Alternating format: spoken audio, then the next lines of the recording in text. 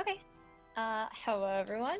Welcome to another session of Court of Spades. I am Emily. I will be your DM as usual. I will also be playing the role of Nyx, who is the party's tiefling mythical beast. And currently one of the only two standing party members. Just before we get into introductions and the recap, I don't believe Logan, aka Gunby, will be joining us tonight. And tonight's session might be a slightly shorter session than normal. One, because I am on vacation, and two, because I'm not feeling super well. But with that being said, everyone can introduce themselves, and then we will jump right in. Hi guys, it's Nat. I play everybody's favorite human druid named Jezebel Emmerich. Hi, I'm Liz. I play Marin Marlios, the half-elf wizard. Hey everyone, it's Daniel playing Peter Longbottom, the halfling bard.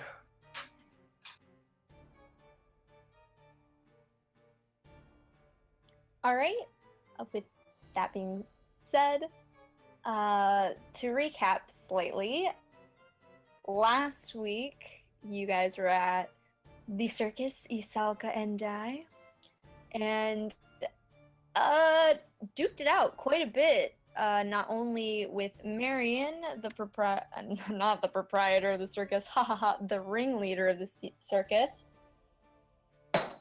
Oh, I'm sorry. And also Lorelei, sister to Calliope, who is still MIA, thanks to the hag that you encountered upon entering the circus.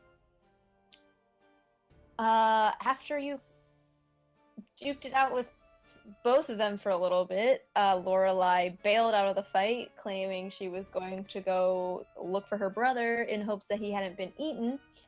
And Marion continued to kind of grind you guys into the dirt until, with a last-ditch effort to save the party, Nyx disengaged, grabbing the body of, I believe, It's Jez. I'm starting this game by rolling death saving throws. Yeah, it's Jez, and doesn't he also have Marin? No, Marin's up. Marin and Nyx are the only two up. Okay, so then he has Peter. Peter. And Nyx has Jez and Gunby. Yeah, that's right. Marin has Peter, and Nyx is carrying Jez and Gunby under their arms. Wonderful.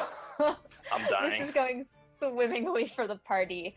As Nyx and Marin raced away from Marion, who is not quite hotly pursuing, but is definitely advancing towards where you were trying to escape.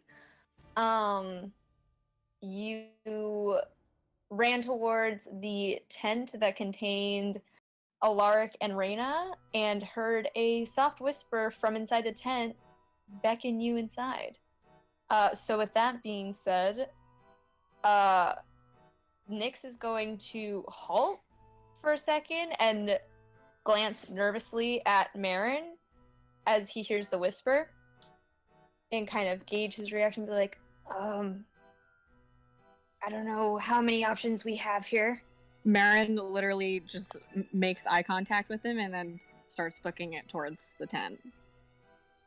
Okay, good. Yes, good plan. And Nyx follows very hastily behind. As you guys enter the tent, you are met by the same human and dragonborn that you encountered at breakfast the last time that you were here. And hold on 1 second. I believe my family is about to enter the room. Okay. you guys encounter Alaric and Reyna. Alaric being the human man, and Reyna being a female dragonborn. And they look at you with a kind of like nervous glance between each other and then back to you, and they kind of usher you inside, and they're like, and Reyna's like, quickly, this way. We don't have a lot of time. And they grab Marin. Reyna like grabs your wrist, not in a aggressive way, but in kind of a I'm dragging you towards a place way. And Alaric gets behind Nyx and like kind of pushes, and like they hurry you very, very quickly towards the back of the tent, where you see a kind of a ladder that seems to descend into like a lower level of this tent, and they usher you down the ladder. As they're doing this, I want anyone who's unconscious, so Jez and Peter, to make a death saving throw. Alright. Okay, so I already have one failed death saving throw from the last session. Okay. Correct me if I'm wrong, but it's if you get 3 failures, or is it best 2 out of 3? It's 3 failures. Okay. Alright, let's do this. What? Hey. I hate my life. That's 2. Alright, let's go! Let's go, guys! What's the cutoff? Oh, no. What's the cutoff for a failure again? 10. Oh Yeah, shit. it's a 50-50. Yeah, I got 2 fails now, so. Okay. I couldn't remember if fail was 10 and below or success was 10 and up. So, well, guys, aren't we glad that I just spent all my free time creating Dungeons and Dragons characters? Me too! Me too! This is gonna go Anyway, so badly. For your next characters, oh my god. Okay. Wait, Jez, that's your first fail, right? That was my first failure. Okay, that was your first failure. You still have 2 more to make. This is my second failure. Yeah, Jez is doing slightly better than Peter.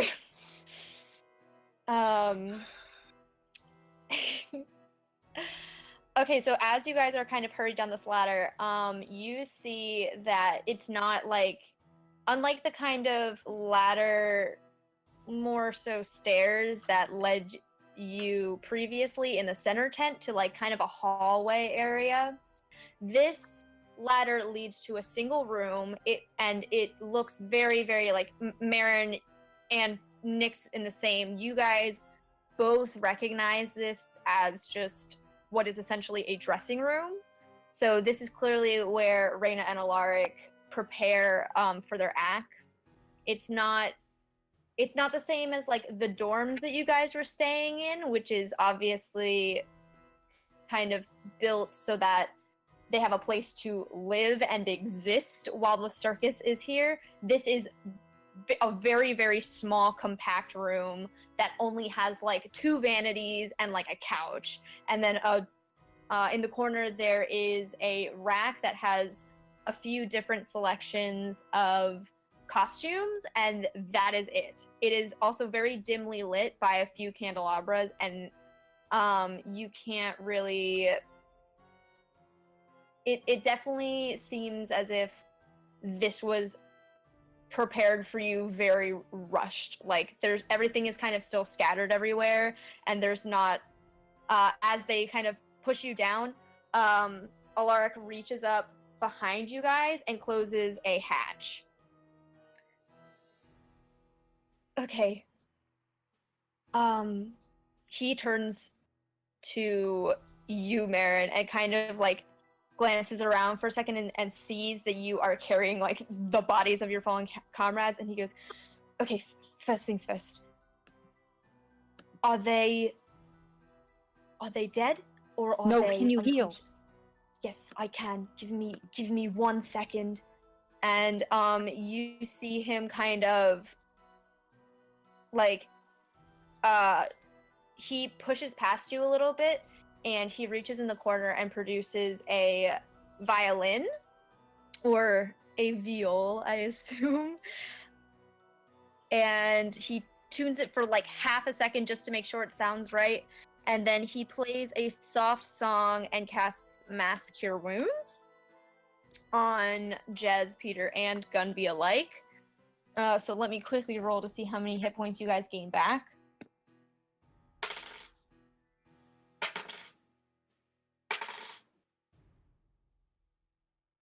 I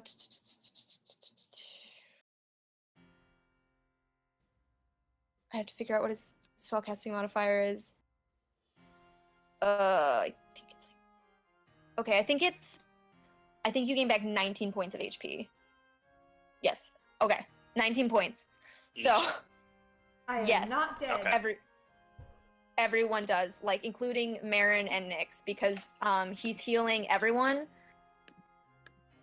So thank God, because Nyx was also not doing too hot. Peter just like gasps there, like. Yeah, so everyone comes to, and you are now in a stable condition with 19 points of HP. I put Peter down. Nyx looks at you, Jez, like under his arm, and is like, Jez, are you okay? Have a very important question. It's just like under their arm, facing down. Yeah, you're Okay. like dangling like a limp football. Jess doesn't move, but they're just kind of just like, I never want to be at the circus again. Oh, don't. I'm sure they're not all like this. Ours wasn't. And Nick's like gently, he's like, wait, are you okay to stand? But yeah. He gently puts you down, making sure that you're like steady before he pulls his hand away. Go ahead. No? Merritt? Okay. Oh. Go Well, ahead. you started. No, it's okay. He was just gonna, I was gonna say he also waits, he also like looks at the Gunby and is like, are you gonna be okay, dude? And Gunby doesn't seem to be responsive. He's clearly conscious, but he seems to be kind of in a state of shock. And so Nyx kind of cradles him for a second, is like, do you mind if I put him on the couch? I don't think he's okay, but I don't think he's gonna be stable for a while. And Alaric is like, yeah, of course, just put him down. We have to hurry. Marion will be here. We only have about maybe 10 minutes max. And so Nyx moves over and like lays Gunby down on the couch and turns back to face you, and he looks like kind of nervous, and he's like kind of eyeing you and Peter, Jez, to like make sure that you're okay. Yeah, Peter's just like patting himself down, like he's not really saying, he's like actually shook. Like this is, Yeah. he's finally You- experienced actual mortality once. You may you may be healed, but because of the way the wounds were inflicted on you, despite the healing spell, you are pretty badly like bludgeoned. Like you have dark purple bruising all over your skin, and parts like your cheek is a bit swollen. You can feel like this like aching pain kind of up your arm and like a little bit in your right leg from just literally being picked up by Marion and then slammed into the ground. Like, imagine a battering ram of wood just slamming you into the dirt. That is what this experience was like for you. And Jez, I think you had it happen to you like 3 times. Yep. Yeah, you're looking like way worse for wear, and your clothing is absolutely dirty and a little bit torn up. Jess looks very put out by this. It's kind of like taking stock of themselves and Mm-hmm. like doing that thing where you kind of pick at your clothes a little bit and just looks very unhappy about this entire situation. It's not what I, and also like when I say torn up, I don't mean Marin getting struck by lightning levels of torn up, but just like enough to be like, oh, I'm gonna need to put a patch on that or something. Yeah, but Jess takes very good care of their clothes. Believe it or not. Mhm. Yeah.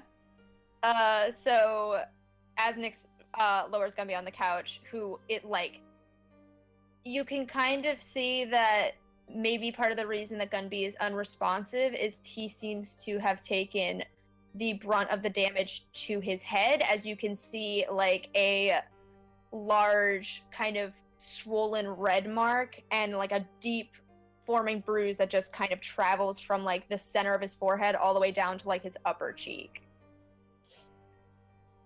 But he is breathing and conscious. But go ahead, Marin, if you have something to say.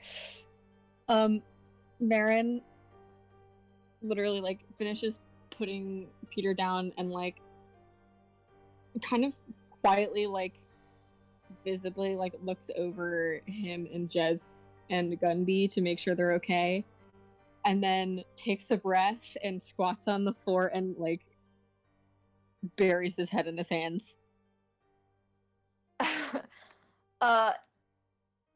Nyx like sees Marin go down like that and immediately like crosses the room from where Gunby is to crouch next to him, and kind of he puts his arm around him and starts rubbing his shoulder, and like he starts muttering things like, are you okay, Marin? Are you gonna be all right?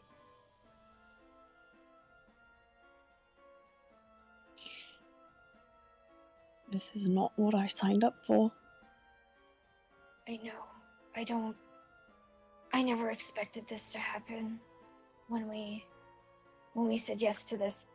And as this conversation is going on, you see Alaric, and he looks at Reyna, and they look like very, very concerned, and he drags his bow across the strings of his viol a few times and lets out like a kind of a soft, gentle hum. He's not quite singing out loud because he seems to be trying to be very quiet about it. And a bubble of energy like slowly explodes outwards from his bow and encircles the room, and you are now in a like magical dome of energy that is taking up the space of this room.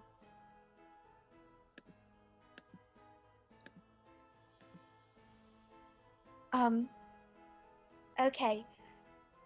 I'm going to try and be as brief as I possibly can, so that you understand the situation. And just to quickly explain, Reyna is like very anxiously like trying to talk as this bubble encloses you. She goes, okay, I promise, first of all, I promise we're not going to hurt you, okay? I know that might be very, very hard to trust, judged on, well, everything that's kind of happened to you since you re-entered the circus. I only saw a little bit of it, but Please. Yeah. I promise you that I will take care of it. If you try anything to hurt us, can you please get to the point? Okay, well, Alaric, we can keep you here for max 8 hours, okay? Alaric is going to go distract Marion and hopefully redirect him and lead him to believe that we are, how should I say this, like, taking care of you, but not in the friendly way. basically, he's going to believe that we've imprisoned you here. But I can assure you that's not the case. And as she says this, Laura kind of nods, and he exits the kind of dome of magic and crawls back up the ladder, closing the hatch behind him as he leaves. And Reina watches him go with a very like concerned look on her face before she kind of directs her attention back to you, Marin, and she glances around. She goes, "Okay, I can answer any questions that you might have, although I'm going to be entirely honest. I'm not one of the most well-informed people of this circus. We've only been with them for a short period of time, and honestly, I didn't involve myself directly in a lot of the inner workings because, well, as you may have guessed, they are not of the nicest intentions all of the time. But I can assure you, you'll be safe in here, but it is very, very limited to about 8 hours before the shield that Alara cast on us ends. But nothing can enter it, nothing. No spells, no people. We are completely safe in here."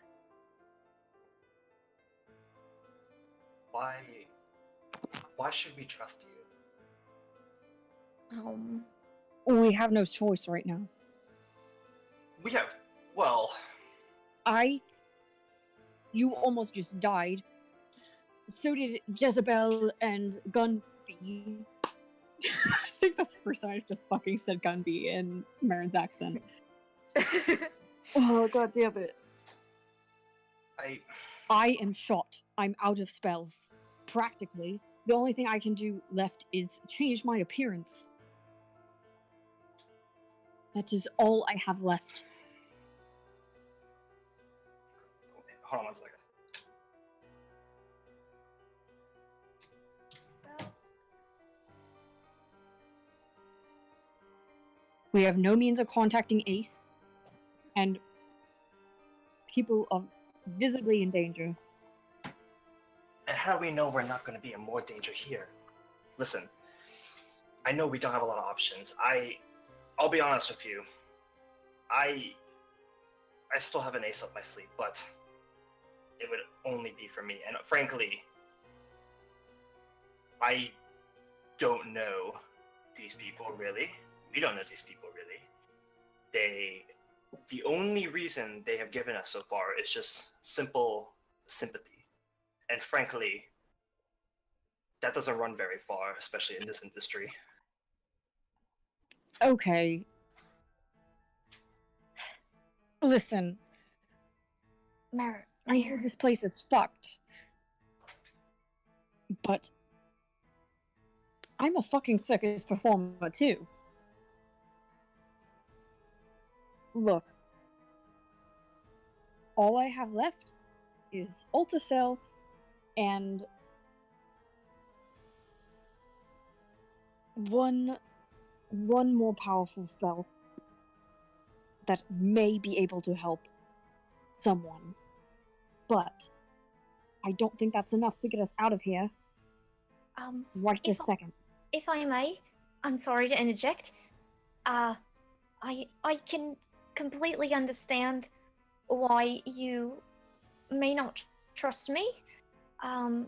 So I think I can provide a little bit of proof if you know about certain things. And I kind of know some things. It's easier if I just show you. You can come out now.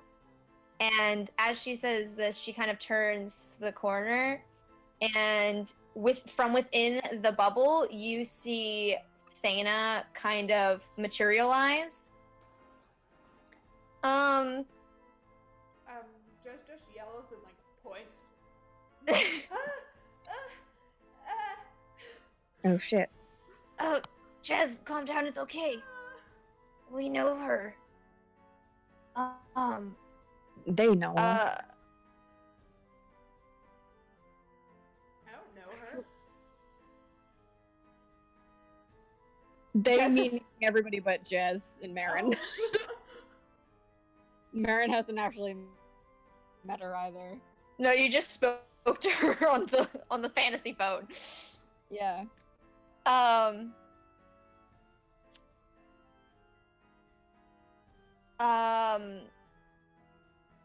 So, any character that has seen Thana before, which I believe from this group is only Peter and Nyx, make a insight check. Insight. While this is happening, can I lift up the glass and look at blanking on her name, the Dragonborn through it? Reyna. Reyna, thank you. Yes, you can. Hold on, I have to make a. Wow, Nyx doesn't know shit. He's too distracted trying to comfort Marin. 18. I rolled a 2. I didn't bother adding anything to that because it's not going to be enough. With an 18 though, Peter, as Thana materializes, it takes you a second, but you kind of notice something seems a little different about her. It's not quite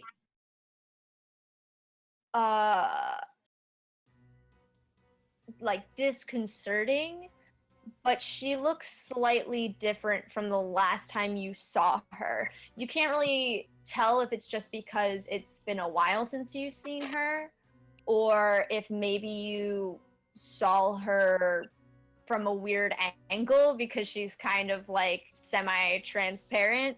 But her appearance looks slightly altered from the last time you saw her.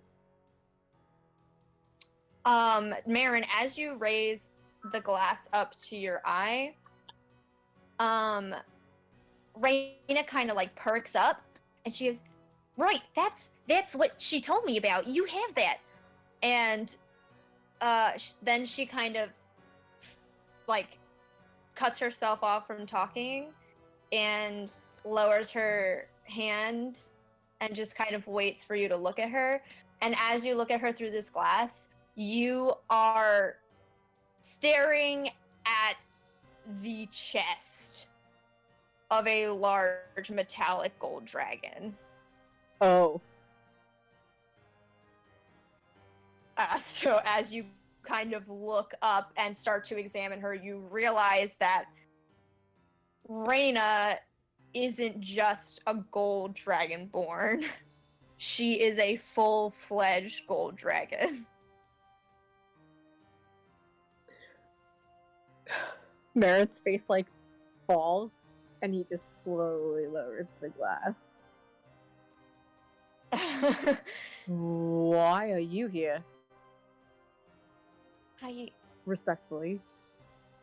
Well, you see, when I met Alaric, he wasn't exactly the nicest person. He wasn't nearly the person he is today.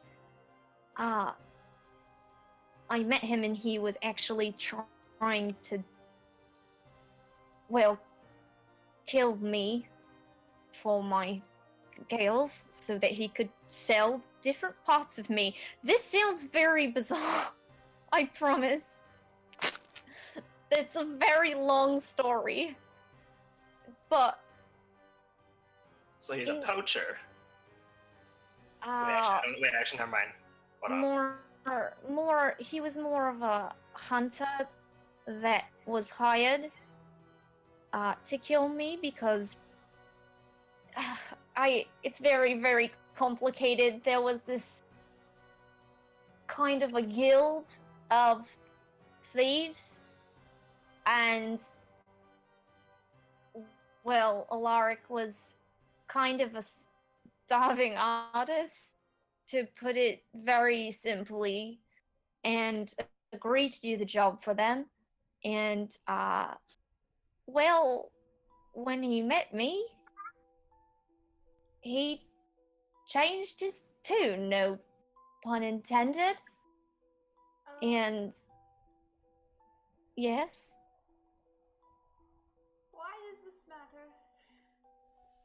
Well, okay, I'll skip all the gushy weird stuff, but I became very fond of Alaric, and he became very fond of me, and well, I decided that I wanted to live out my days with him, but it wasn't exactly possible in my dragon form, as you can imagine. I draw quite the attention of a crowd.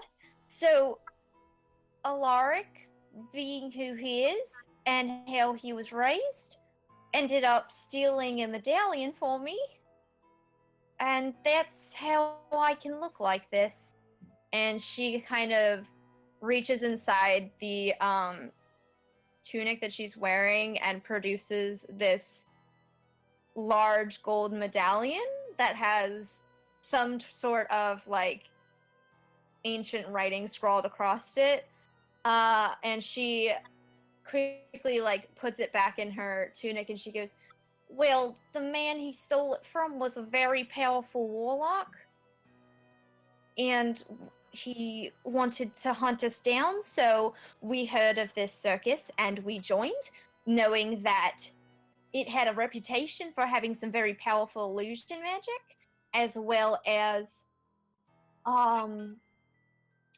traveling very wide and very far, especially very far away from the warlock. So, to put it quite simply, we're very wanted in a place that I care not to disclose. Huh.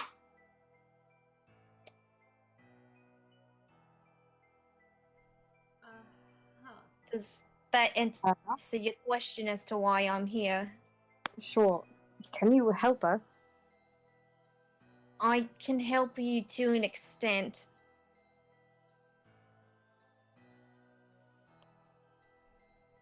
Do you know who the proprietors are?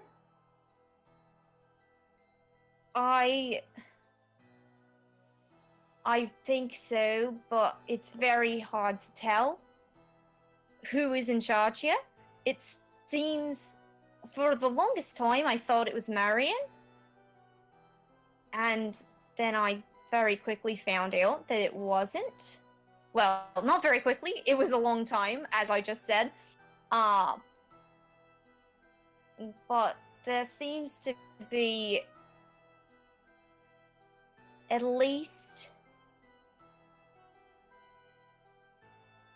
there's an old woman that I see sometimes, and she's the only one I've ever seen frequently leave and return to the circus.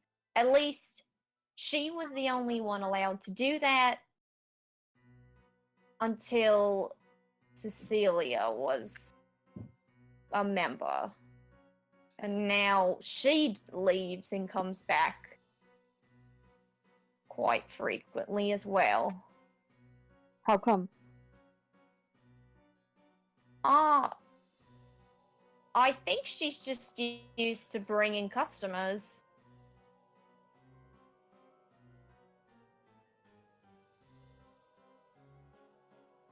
She always seems to return with some sort of party with her.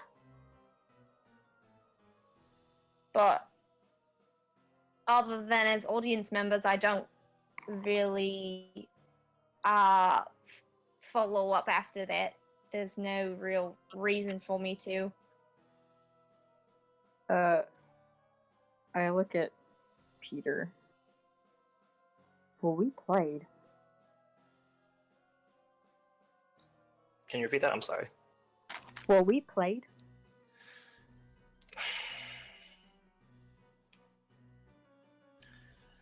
No, I'm not sure, to be honest.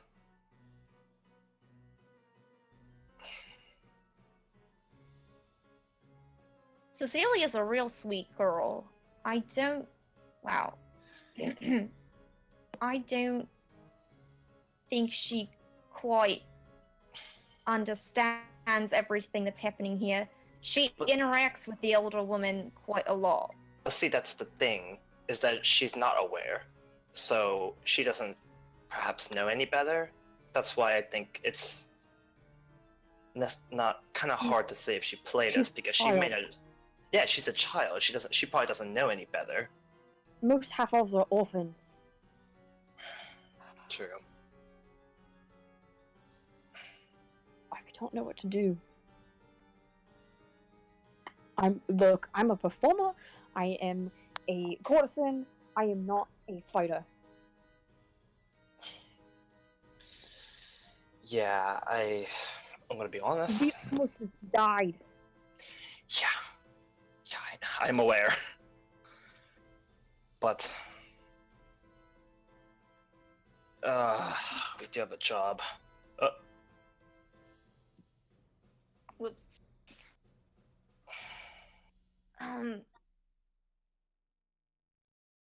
Rena,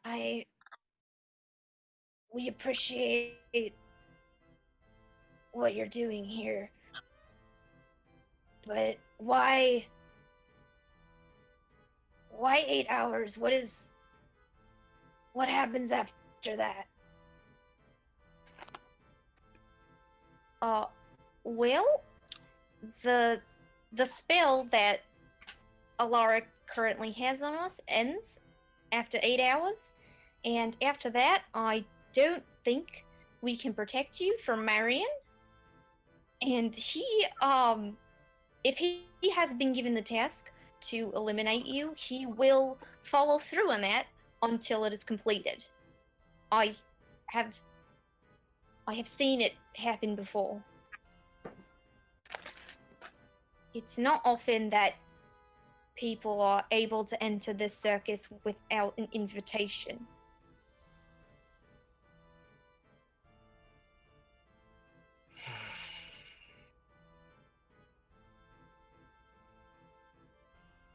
Did you say you knew where exactly the proprietor is? If you could give us your most educated guess. Well, I would say that it's probably in the main tent. That is where the majority of business is conducted from when we have full circus meetings, it's where everything is assembled, basically. The only time I ever have heard from the proprietors themselves, we were assembled in that tent. Although they are never present, it's always just somebody speaking on behalf of them. So I think I would have to guess that since it's not we didn't plan on having guests today, that they are most likely in the main tent. Having a meeting. Having a meeting or conducting whatever kind of business they do. It takes a lot of prep work for us to prepare for guests, as you can imagine, because a lot of magic that I don't understand goes into this circus.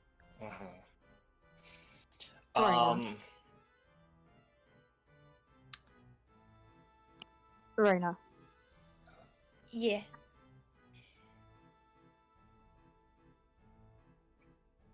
If we were to go... If we were to go confront the proprietors, would you be able to hold Marion off? Oh my god, what am I saying? I could try. I'm...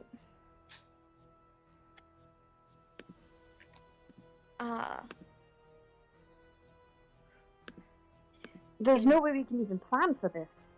Well, But looking for what to expect. Well, actually, I was about to say, you said they're possibly having a meeting right now in the main tent, correct? About discussing about, well, us. Yes, that's very likely. Okay. Remember I said I still have ace up my sleeve? I actually have a couple, and add a character question. Has Peter been to the main tent? Yeah, you guys watched Cecilia Yeah, perform. yeah, in yeah, the yeah. main Let's just tent. reconfirming. I could use clairvoyance. I could create an invisible sensor inside the tent, and I could listen in on the conversation.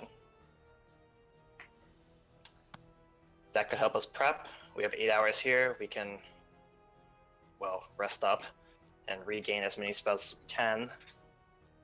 And hopefully any information that I could receive could be helpful. Again, my only fear is that, like you mentioned, the circus is, well, has a lot of magic weaving through it.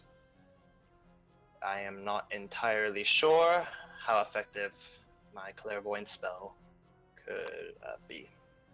It's worth a shot, and then if we rest, you be recovered. Yep. Well, if that seems like the best course of action for now, at least just to hear what's up. If I may, Yes. You guys kind of suddenly remember that Thaina's present in the room. And as she speaks up from behind Reina, and she's like, so the reason what I tried to tell you over the communication thingy, it was you I spoke to, correct? Yes. Okay, so I didn't want to say this earlier because Marion is very, very close to the proprietors, and I have seen where he goes at night, and I have seen only once what the proprietors look like.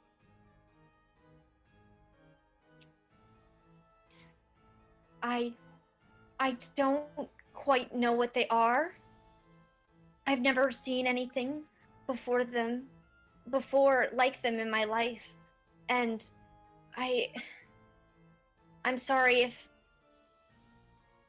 if it's kind of fuzzy for me. I have no real memory of anything before when I was alive. But Marion carries this thing with him, and every once in a while they call him to them to check if it's still okay. And I think it looks like an eyeball. He keeps it in a compartment in his chest. Because as you've seen, I'm sure you've seen, you looked at him through the glass, correct? Mm-hmm. Mm-hmm. Yeah. He's like their dummy. He's just a pawn that they use, but he protects that eyeball for them. And the creatures, they kind of, they look like witches from fairy tales, but they're gigantic and very, very scary things of nightmares. And they have this huge cauldron that they add things to. And I saw it when they set up here. It's the only time I've only been here when they were set up here. But they set up that cauldron, and they've been every time in between shows,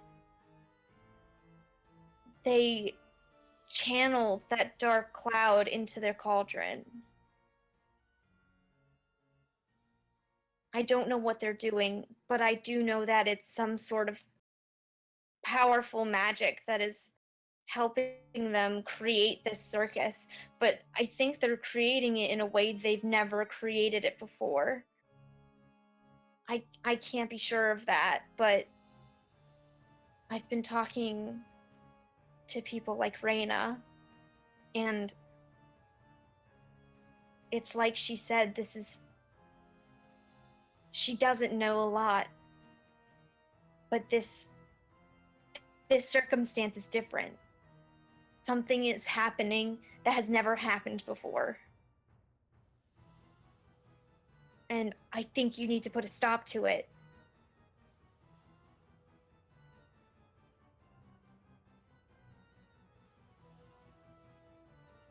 Well, I can. He's still kind of like rubbing his shoulder a bit. Like, we can certainly try. But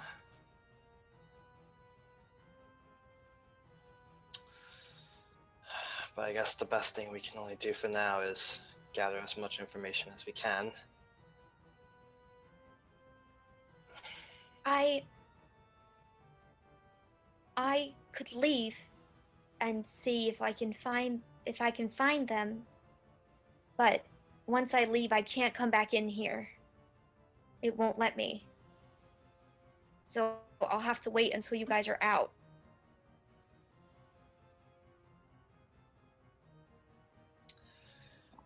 That's barely any time to plan. I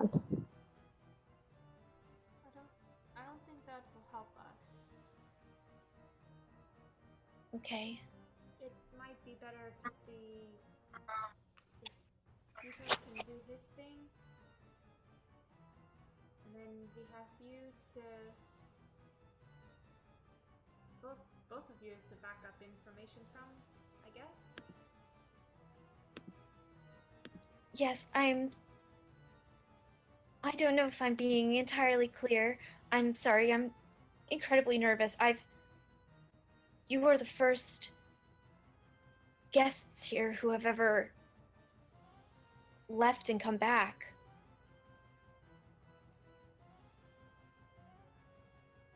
In fact, you're the first guests here who have ever left ever.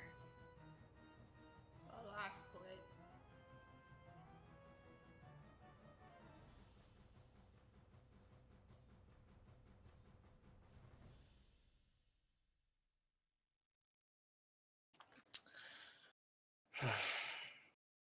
Well,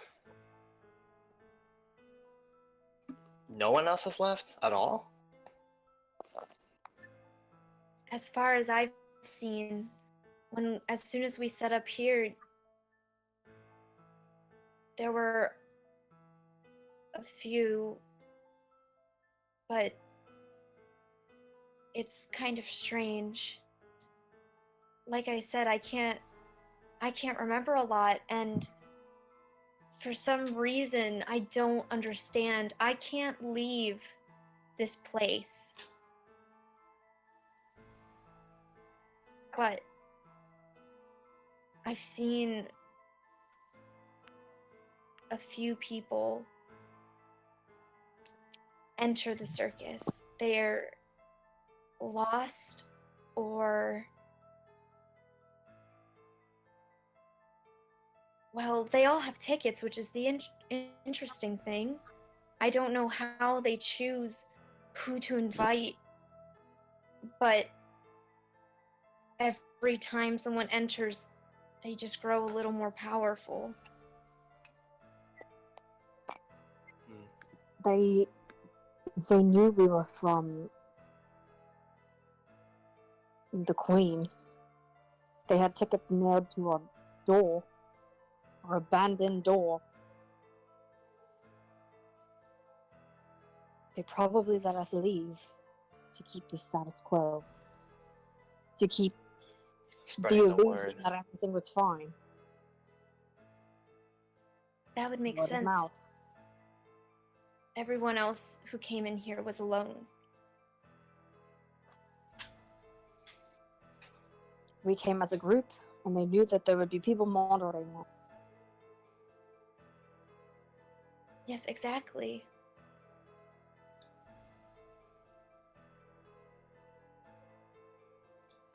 I mean, nobody thinks anything of one person going missing, so that tracks, I guess. It's true. Well, I think I'm gonna give a crack at it and see if I can listen in while we still have some time. Just Okay. be careful. Oh no, it should be fine as long as, well, none of them are able to have true sights or anything. You guys wouldn't happen to know that, would you? I have no idea. Yeah, again, I've never encountered them, so I don't know what they're capable of. Well, it's now or never. So Peter's gonna sit down and just sort of concentrate a bit, and he's gonna whistle like a very soft like tune in order to maintain concentration. And yeah, he's gonna class clairvoyance.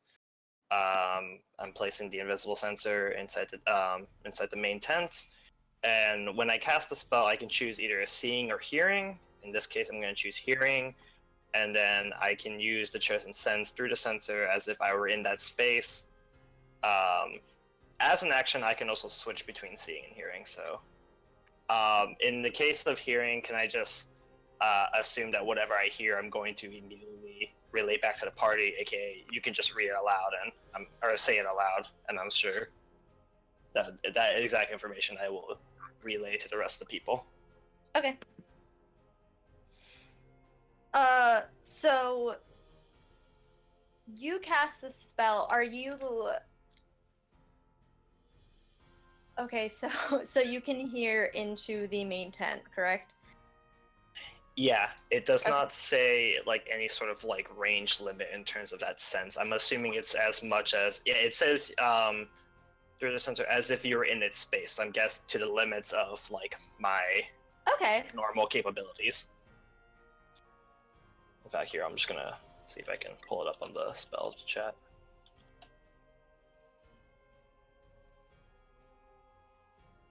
Okay. So you cast a spell, and as you do,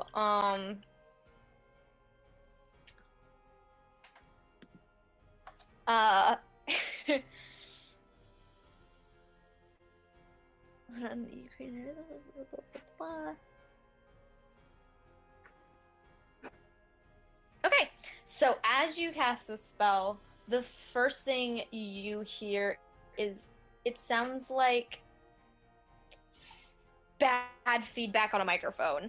So it's almost like deafening as you cast it, and it as you like, but it takes a few moments, but that noise seems to kind of fade and converge into what is essentially I'm going to describe it as, have you ever sat in a house during a really bad thunderstorm and you can hear like the wind and like Oh yeah. rain outside your house? Okay. Yeah. That's kind of what it sounds like. It sounds like this like hollow sound that kind of is shaking this room as it's being funneled into this room, and it's what you can only assume to be the sound of that energy that you saw above it being channeled directly into this room. Mm-hmm. And it takes you a few moments, but you start to hear this soft kind of chatter as 3 different elderly sounding voices begin to whisper to one another. And they're whispering, and this immense cloud of energy is kind of obscuring some of the words, but you pick up on certain phrases, and you hear the name Marion muttered from one of the ladies as she kind of makes a terrible coughing sound that kind of sounds like she's hacking up a lot of mucus. Ugh. Yep. As she makes that sound and goes, "Oh, Marion, make sure they're dead. Make sure you bring their bodies to us. I don't want to see them alive." They don't deserve to live that long. They don't deserve to look at us in our eyes. You hear kind of like a thud, not like a loud thud, but kind of like a impact noise. Mhm. And another voice pipes up, and she goes, "You idiot! I want them fresh when I eat them. I want to see the life drain from their eyes. It's the little joys in life, don't you think?" And they're kind of bickering as they,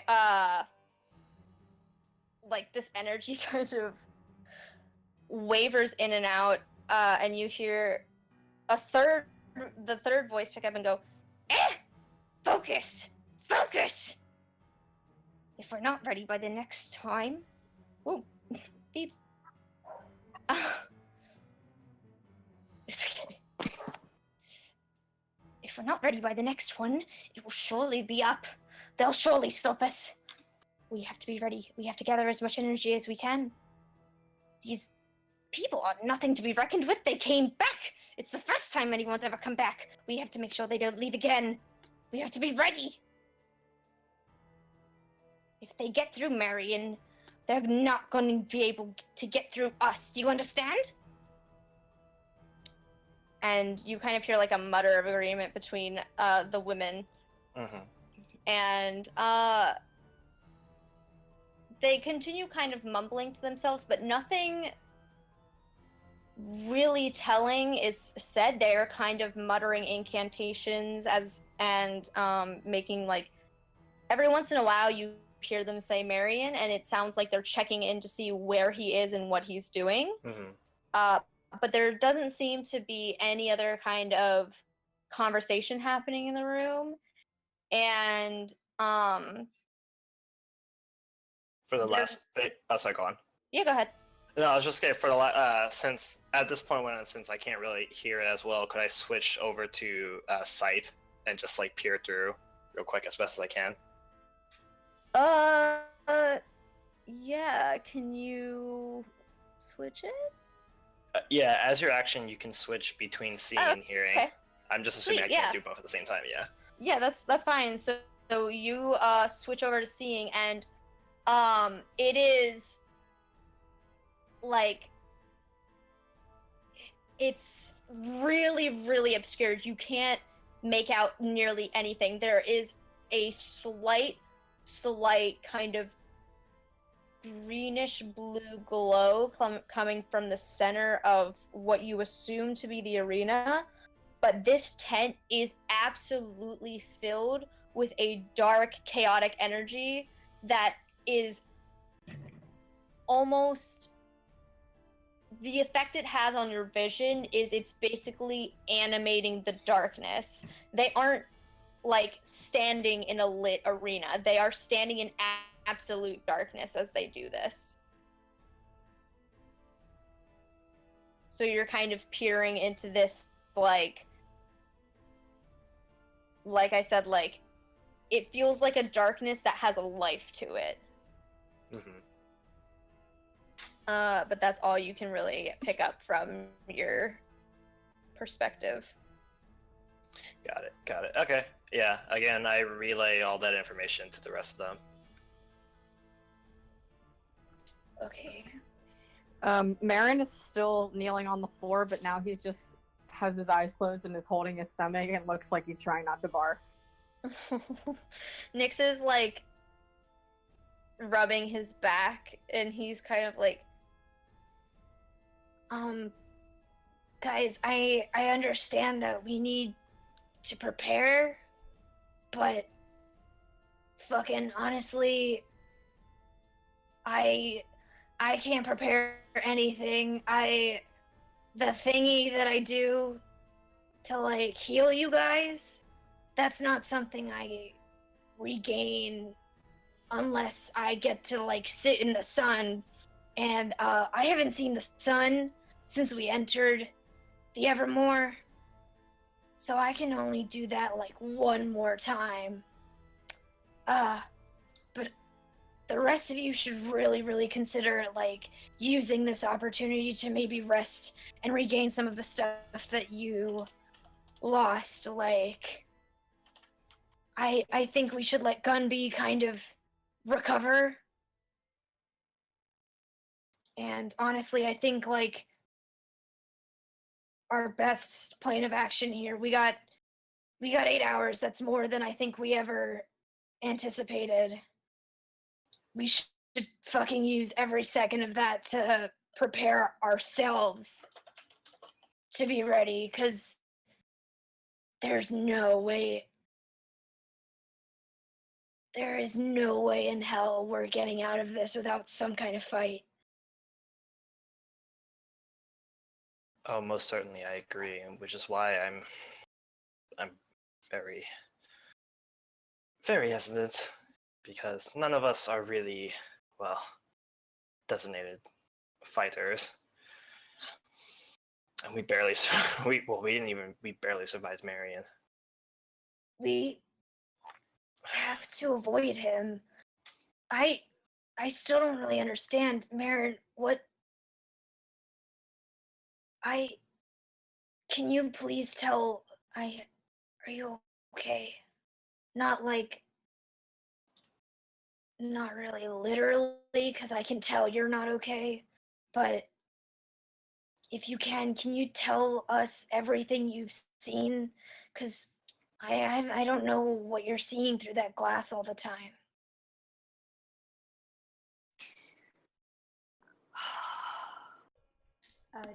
Jazz goes over and pulls, like, out of their backpack, which has all of their shit in it, pulls a smaller bag, and it has little bits of ginger in it, and just kind of, like, drops a couple of these. They're, like, mint size. Just drops a couple of them into Marin's hand.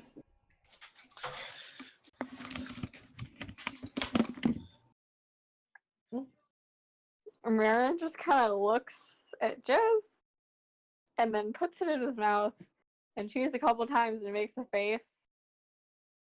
And then Reyna, she's a dragon. Like not dragonborn. Shut up. Not dragonborn dragon. Dragon. Calliope is a siren, and so is his sister. Marion is a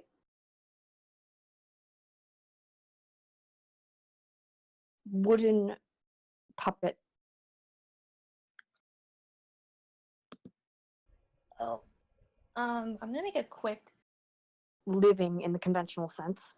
I'm gonna make like a quick Arcana check to see if Nyx...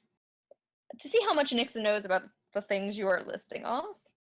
Oh, that's not too bad for my boy. It's his first good roll in a while. I'm not using his normal dice. Dude, he got a fucking 20. Not like a nat 20, but like add it all together with his intelligence modifier. He's like, yes, I know all of these things that you're listing.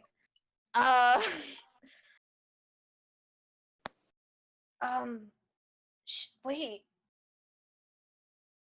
Okay, hold on, let me process this. A dragon. Like a real fucking big... A real fucking massive dragon. Yeah, like Okay. a fairy tale. It's awful. Okay, I can... that is not. That's a bit rude, Marin. I mean, awful. It's okay. I understand. Okay, so dragon, It's siren. wonderful. My fucking performance partner was a dragonborn. I love dragons. I have never seen a dragon. Yeah. Dragons and dragonborns are very, very different. Things. No, Like, you're lovely. Thank you for helping us. Panic attack. yeah, I'm happy to. I'm happy. Oh boy, I wish I had something to help you. Right now, I don't have access to anything in here. It's fine. Uh, okay, so dragon, got that. And Siren, like, like the Little Mermaid, or like a different. I feel What like did you the say? Little Mermaid is a mermaid, Marin. I feel like Yeah, like the Little Mermaid. No, not like the Little Mermaid, like the actual siren. Like the bird one. Oh shit. I've only You ever. You suck. You. What? What the fuck was her name? It sure wasn't L'Oreal. Oh, duh. His sister. Okay. Well, it confused me because, like, I could see that, so I wasn't sure if that was just another illusion. There's, like, those other bird people we met. I think they're called Aarakocra. Yeah, no, it wasn't that. They have a bird head, too. Okay, got it. So, last thing. You said, like a wooden doll, right? That's what he looked like. I have to Okay. assume it's.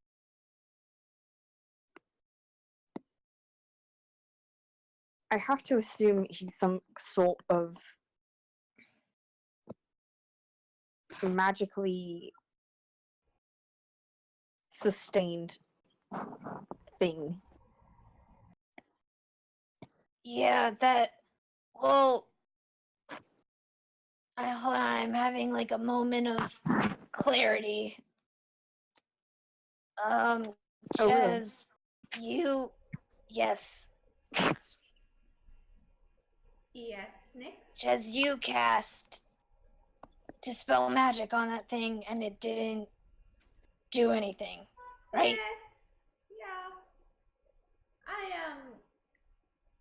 I never tried that before though. On like a living thing. Yeah, well, okay, this might be a long shot. A lot of my research here comes from literal fairy tales that my dad used to tell me when I was like a baby.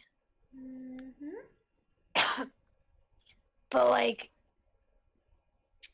there was this story about a guy who would write like commands on a piece of paper and feed it to a wooden doll. Yeah. And then that wooden doll would do anything the piece of paper said on it. I thought it was clay, but yeah. Not the storybook I heard. Maybe it's a regional thing. Maybe. I mean, everything's like spoke like it was just my dad just told it to me. I don't think he was reading a book, so he might have been doing it from memory. Anyway, not important. The thing is, that thing was called uh column, I think. A construct. Yeah, it was built. So I don't know a lot about that stuff because I'm not really like a magic person. And like I said, it's literally a story that my dad told me. But it seems to me, from what Peter has told us, and from the way the thing you told us, which is that it's made of wood, that these proprietors are telling him what to do and he's doing it. So it's safe to assume that he's probably very similar to the golem in that story. Yeah, I guess that tracks. What would you have me do about it, though? I have no idea. I literally have no clue how to handle it. I just kind of thought it would be helpful to know what it is, and maybe someone else would know what to do about it. Mm. I know about constructs. They're in books I read when I was teaching myself magic, but that's not my field. Did you ever read anything on how to, like, can they be deactivated? Can they be killed? We didn't seem to do literally anything to it. Can I, because I know this is like a magic thing, Aaron has literally self-taught himself magic via books. Can I roll an Arcana check Yeah, go for to it. see if I, like, how much I might know? Yeah, go for it. Ooh, I did not say that in Nick's voice. My voice literally, like, died when I tried to say that. 15. Okay. Like you said, this isn't really Marin's area of study. It's just kind of something that he kind of came across it in one of his books one night and out of pure curiosity skimmed it. So he didn't really take in a lot of the Oh, I just realized the music stopped. uh he didn't really take in a lot of the details, especially of like all the components that go into being how it's built, how long it takes to build something, how long it yeah. He doesn't really know like how to shut it down. But one of the things that he caught a glimpse of is there was a big warning on the page, warning whoever constructed it to keep it away from open flame, as you know, wood is very flammable, and therefore it would do damage to the construct if it came in contact with such element. Okay. But that's all you really know about this. You just know that, so like, in D&D terms, you know that it has a vulnerability to fire. Marin sits down and starts going through. He unties his spellbook from his belt and puts it in front of him and just starts flipping. Nyx. Well, he was already sitting, right? Because he's like been sitting on the ground curled up. Okay, so Nyx like kind of leans over and doesn't really understand what he's reading. Nyx, you might be able to do something. Why? With your beast arm. Oh yeah. Until damage. Yeah, I can do this thing, and he like sets his hand on fire. You made enough campfires. Yeah, and like I set your coat on fire that That was one supposed time. to be like a cool line. Oh, it was very cool. Very good. You can set it on fire, Nick. Yeah, okay, I understand that. It will light on fire. Okay. Oh. Jazz, didn't you summon like a fire sword? Yeah, I can do that. This is a thing I learned how to do. Oh yeah, but you hit Lorelei with it. Yeah. Oh. Oh, it's close enough. Well, if I am in contact with Marin again, or not Marin, Marion again, I will hit him. Please don't set Marin on fire. No. I love Marin. I don't He like leans to in though say- and he's like, except unless it's his coat. No, this is a nice coat. I assume Nick's like still sitting by me, so I reach over and I pinch his side.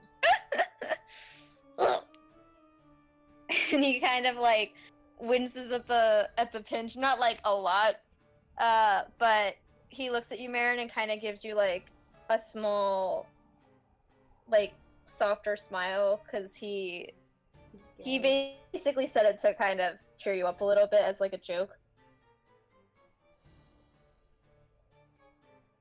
He said Sorry, it what was that? because he's gay. He said it. He looks at Marin after you Oh, yeah. after he pinches Okay, him I and got like that. smile. Yeah, okay.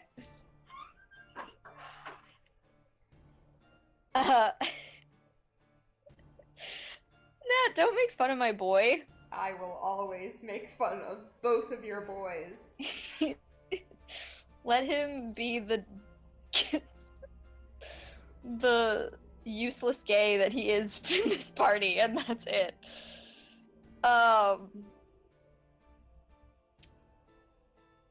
Okay. Alright, so we kind of have a plan to deal with Marion, but I think we should avoid him as much as possible if we can. 'Cause, like, we came into that battle and we exhausted, like, so much of what we could do. And if it doesn't work again, I don't think we're gonna have another opportunity to, like, rest like we are right now.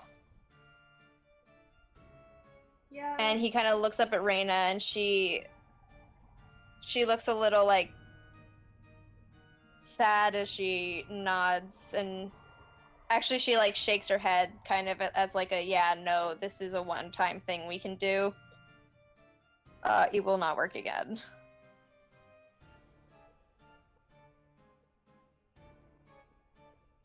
Okay.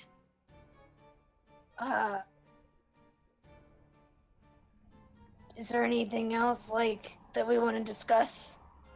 Yeah, I have a question. So, obviously, Lorelei is not on our side, but is there anybody else who is at the very least not pleased with the current owners of the circus? Well, Alaric and I are kind of a special case. JC will and has always done exactly what he's told. So I Who? don't think you'll find an ally in him. The man with I don't know how much you interacted with him, but he can control swarms of bees. I have never been here before this time, and unfortunately, I hate That's it. correct. That's Not the correct. bees. Well, then, for you, yes, he controls large quantities of bees. His whole act is that he can wear bees as, like, a suit, like, all over his body. It's very creepy. I'm not a fan of it. That sounds uncomfortable, but these are okay. You know, they're soft and fluffy. But alright. B-Man is JD? JC, JC? Oh, JC. From what I gathered when I glanced out the tent towards you, you have already murdered all of well, they weren't really dwarves, they were goblins disguised as dwarves for the illusion of the circus. But you took care of them, so you don't really need to worry about them anymore. There's Marion, of course, but he does exactly what he's told by the proprietors and nothing else. What about Calliope and Penelope? I Did I get that right? don't know I'm who so tired. Penelope is. Nope, you got that wrong. Hold on. I'm so Calliope? tired. Hmm. I'm in mid-crunch. Ah.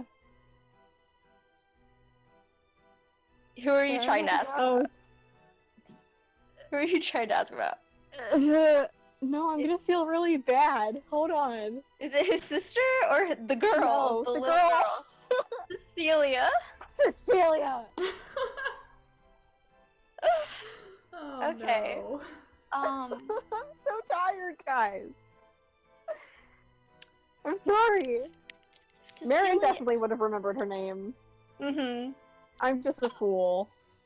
Calliope. He's very close with his sister.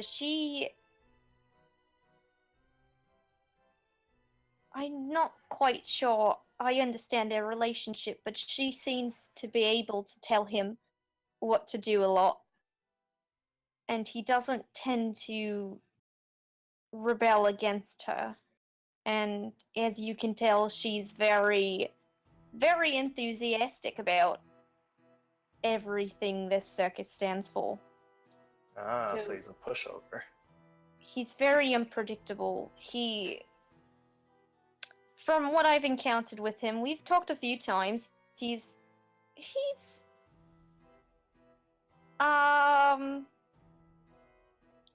a good conversationalist.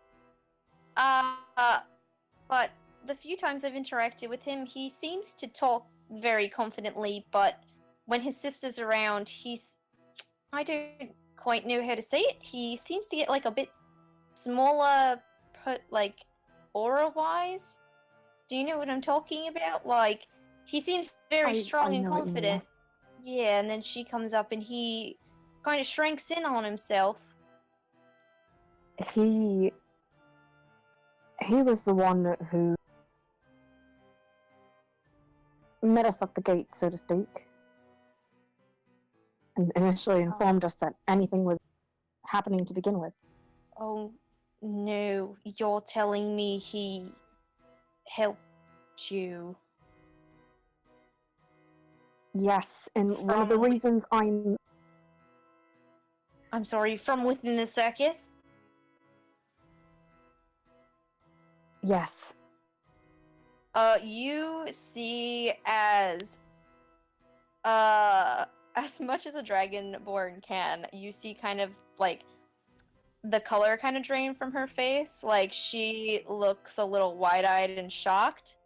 And there's almost like a like kind of fear to her expression. And she kind of averts her eyes for a moment and shakes her head, kind of tutting her tongue. She mumbles something under her breath.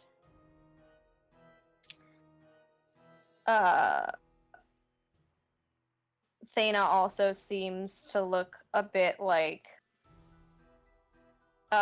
solemn at the mention One of of the Calliope. reasons why I cannot exactly sit still right now is because he was taken briefly after we talked by whatever lives in the ticket booth.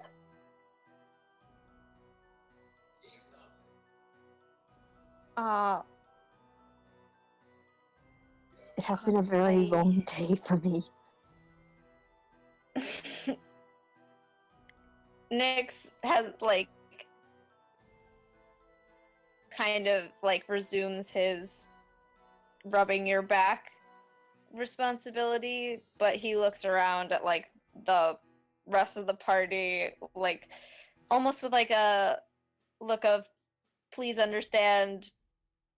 He's like in reference to Marin, like he's trying to silently convey like please understand we've literally never encountered anything like this, and that's why Marin is like in this state. It's kind of like a forgive him for being very I can't like think of the proper way to describe this. It's basically like we've all had a hard day, but please understand that Marin especially has never encountered anything like this. That, and also he was literally struck by lightning this morning.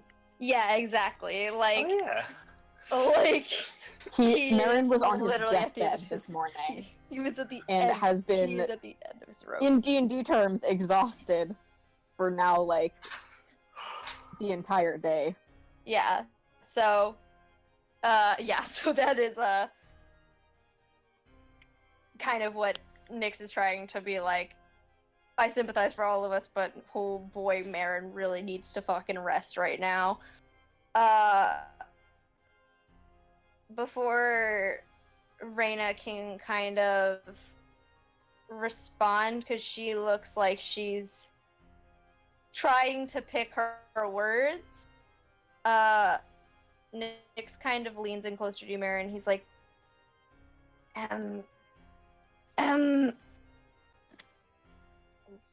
look at me. I look at him. I understand that Cal is your friend and that you're worried about him right now. But I will not let you leave this tent until you have recovered. Do you understand?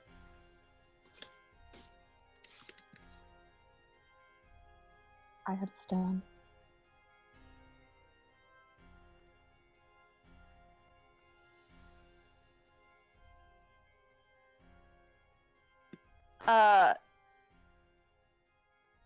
Nyx kind of like he like meets Marin's eyes, and not in a way of like scaring him, but for a moment, Marin, you catch like a glimpse of something you've only seen like a few times before, which is the beast that is kind of stirring in Nyx, and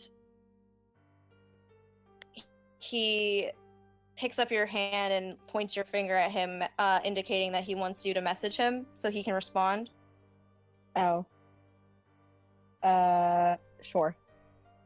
Do you want me to text you? Or just... Yeah.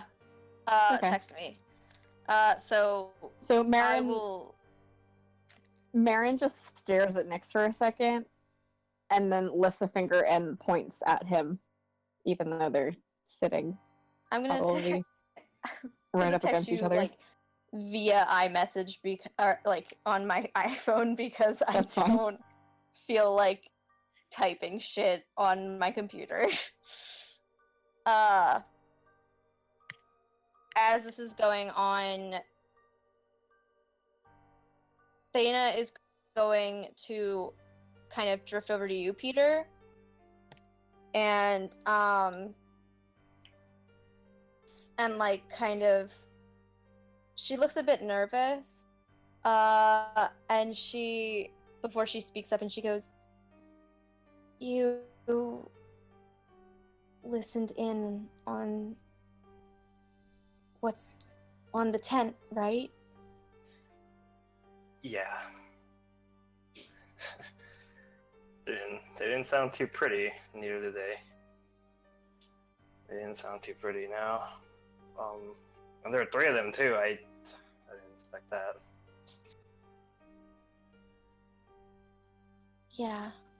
It's... I don't... I've never been able... I haven't been able to go in there since we arrived here.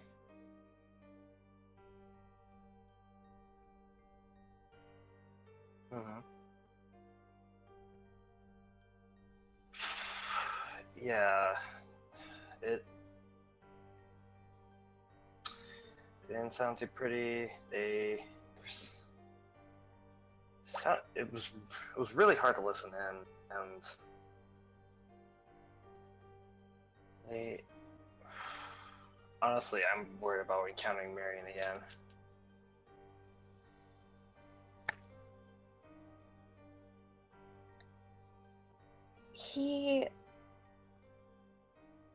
You have to understand, he doesn't have a brain for himself. He doesn't think for himself. But he's also not a creature worthy of sympathy. Oh no, of course. At this point, he literally pummeled me to the fucking ground. I didn't got much sympathy for him. Or it, rather, but... And... Go on. No, it's okay. As you, like, she reaches out and kind of like touches a spot on your cheek that is bruised, but you can't feel Ow. it. Oh, I mean, not ow. You can't feel it. She's incorporeal. She's just kind of like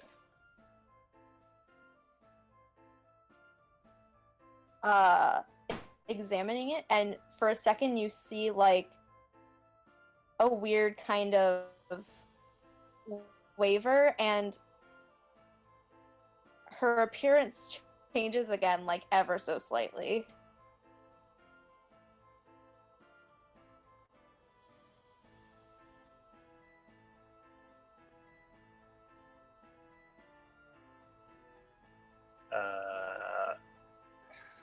You gonna fix this up for me, or are you just gonna keep staring?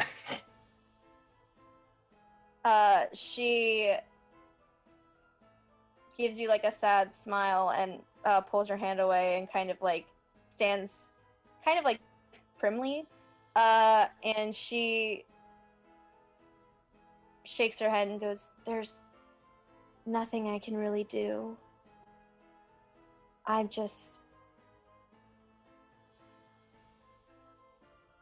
I'm very impressed. I've never seen anyone survive this long here." Well, don't worry. We're all full of surprises here. Hopefully it'll get us through the next day. I think most of us have a knack for surviving. What'd you say? I'm sorry. I think most of us have a knack for surviving. Yeah. We've all been through the ringer. We've all had our fair share of crazy, close encounters. And, well, I promise Mom I'd still see her again, so this won't be the last close one.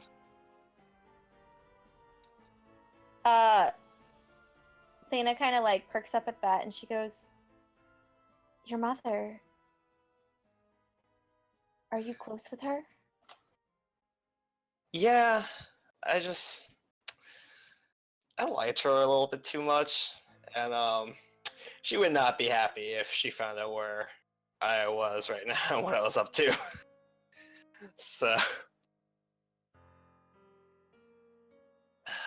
I need to make sure she doesn't get worried. That's the last thing I want. Yeah, she and I miss home a lot. I miss my people, I miss my home, I miss the food most of all.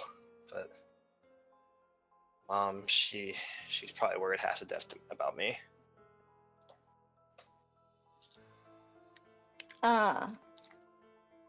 Thena kind of nods and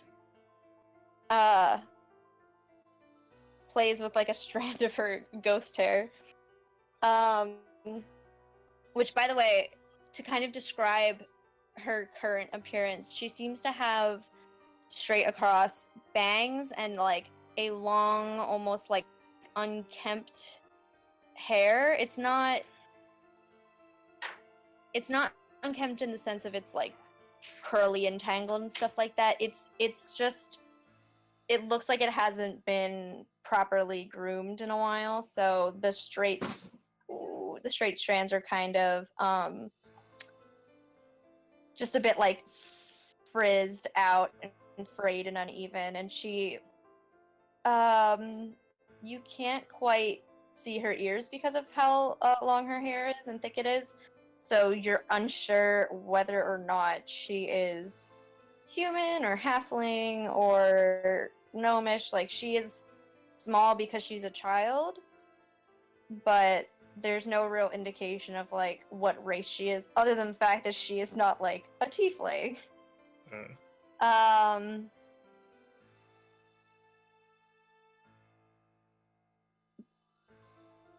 And she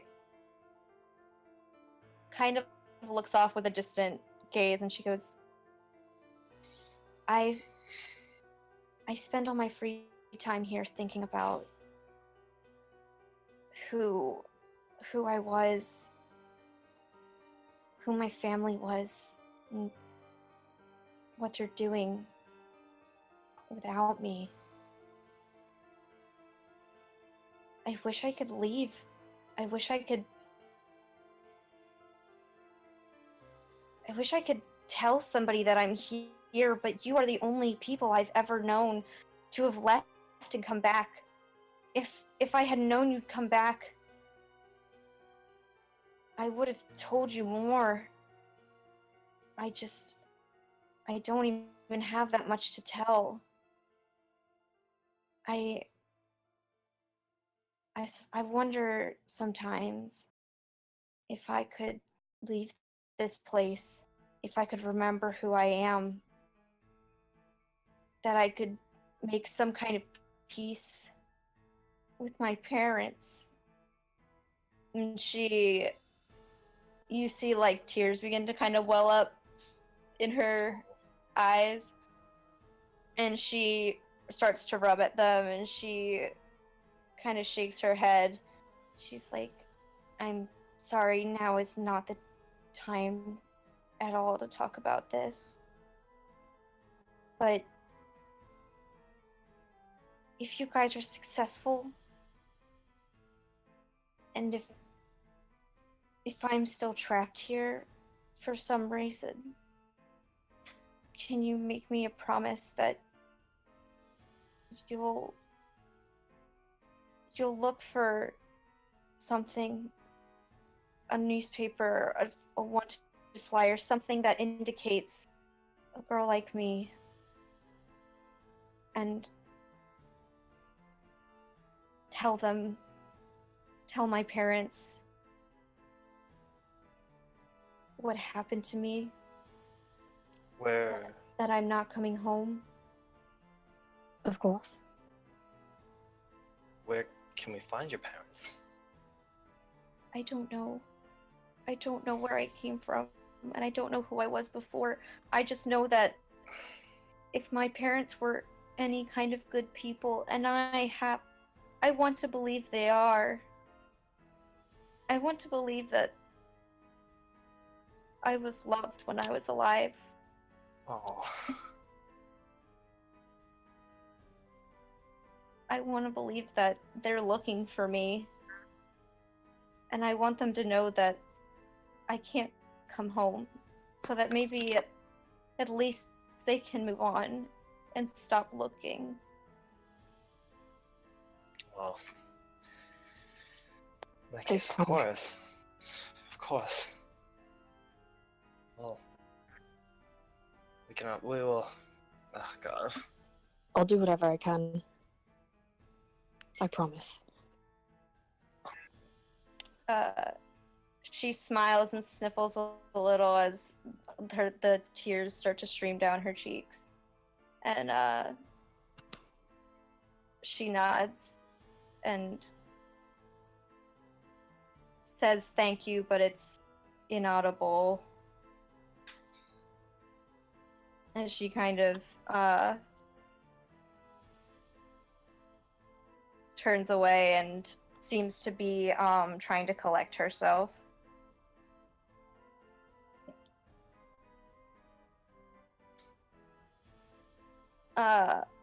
Reyna kind of looks sympathetically in her direction and seems to like take a step towards her, and Thana actually goes over to Reyna and, like, as much as she can, hugs her and kind of buries her face against Reyna. And Reyna places her hand against Thana's back, just kind of like holding her, but not quite holding her because of the whole ghost business. And she looks at everyone and she goes, right, I think it's best that you all rest up. Alaric will come back when the spell is about to wear off, and that's when you have to move. So what I advise is that if you do plan on attacking the proprietors of this circus, which after kind of having this discussion seems to be your only option and hope for escaping, because honestly, well, truthfully, you could run away and we would continue to exist here. But if you do choose the alternative, which is fight, then you should go straight to the heart of the problem. So I would prepare yourselves to enter the arena upon departure.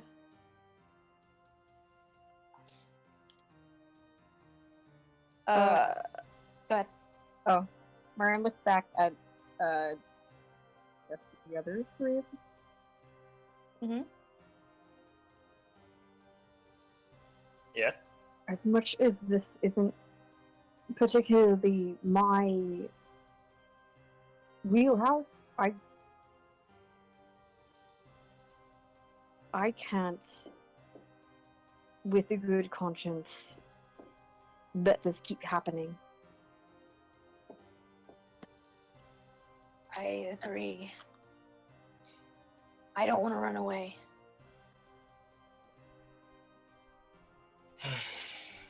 Guess well, might as well finish the job, right? They're already here. Yeah. Ugh. Right. Well, then it's decided. We stay and we fight. But first, we fucking sleep. Please. That the end of his sentence is kind of punctuated with a loud snore from Gunby, who is passed out on the couch. And Nyx kind of shakes his head and removes Gumby's designer Crocs, delicately placing them on a nearby table because he knows that Gunby would be very upset if something were to happen to them in his sleep. Luckily, they escaped the entire encounter with Marion unscathed. I was gonna say, does Nyx know all of the little things that Gunby has on their Crocs? Nyx does not know to check the giblets, but he assumes he's doing Gunby a service by taking off the shoes. And he kind of goes to you, Marin, and rolls out the bedroll that he has with him, and Raina kind of nods and sets up like she kind of gathers a bunch of like random fabric that is around this dressing room, like costumes and stuff, and lays them out on the ground to kind of make like a nest. And then she gestures to a seat at the dressing table that's kind of near the ladder, and she goes, "I'm going to keep watch. I will wake you when Alaric returns. And thank you all for trusting me. I hope that even though I can't do much, I was able to help you as much as I could." Thank you, Raina.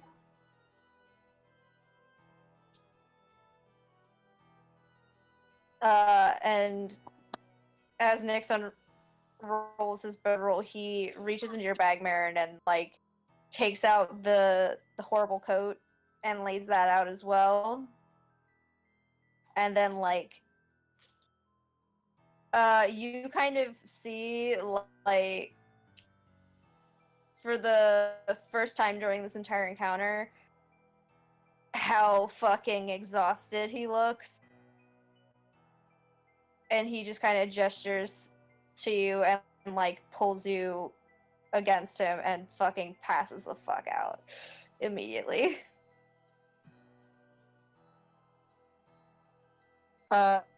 Marin kind of looks at the rest of the party with kind of like a mix of like a little bit embarrassed, but also like I've had a time. I'm going to bed, and then rolls over and goes to sleep. Jez is getting in on this puddle. Look, I know that's meant to be like a gay bonding moment, but No, it's so good. I love Jez. Jez is getting in on the puddle. I guess Jez Okay. is making it a puddle. Jez is absolutely making Yeah, like Nyx and Marin are definitely swimming, and like now Jez is there too. Jez is adding. I think Jez has blankets and stuff as well. So Jez is adding more blankets to this, and then Jez, as you cuddle up, Nyx kind of like opens one eye and looks at you, and then he mouths the words "thank you," Aww. and then closes his eye again and kind of just like stuffs his face Aw. against the top of Marin's head. oh, it's soft. Marin Nice. grumbles annoyedly.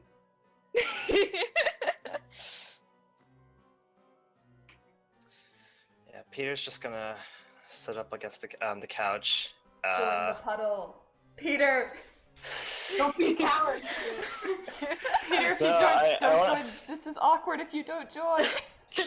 No, it's okay. What does Peter want to do? Peter is just still looking at like the holes in his shirts and like the bruises he's got, and I think he's basically in his mind is just going through like all his dumb, life-threatening shenanigans has finally caught up with him, and he's just like, shit, I almost died.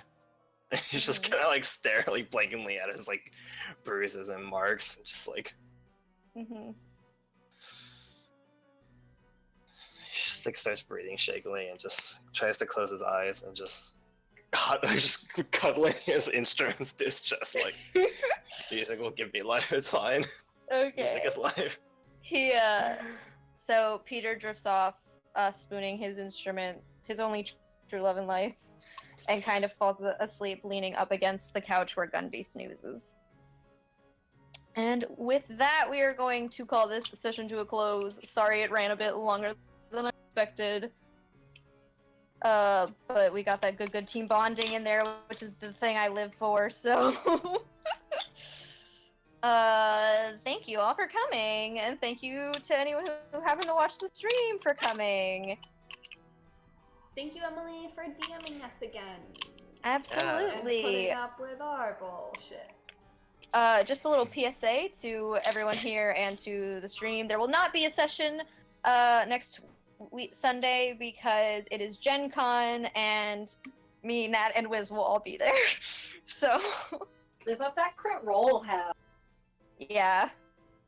We will be living our D&D. I'll be if anybody goes to Gen Con, I'll be there Saturday as Ace. And I'll be doing and Nat will be Elin, the proprietor of Elin's Emporium. So yeah. Look out See for Rosie anyone... the Riveter-esque. Exactly. Look out for a really pretentious looking douchebag in a mask, and then a very adorable, like, Lolita style girl. Thank you all, and I hope you all have a good night. Bye. Good stream.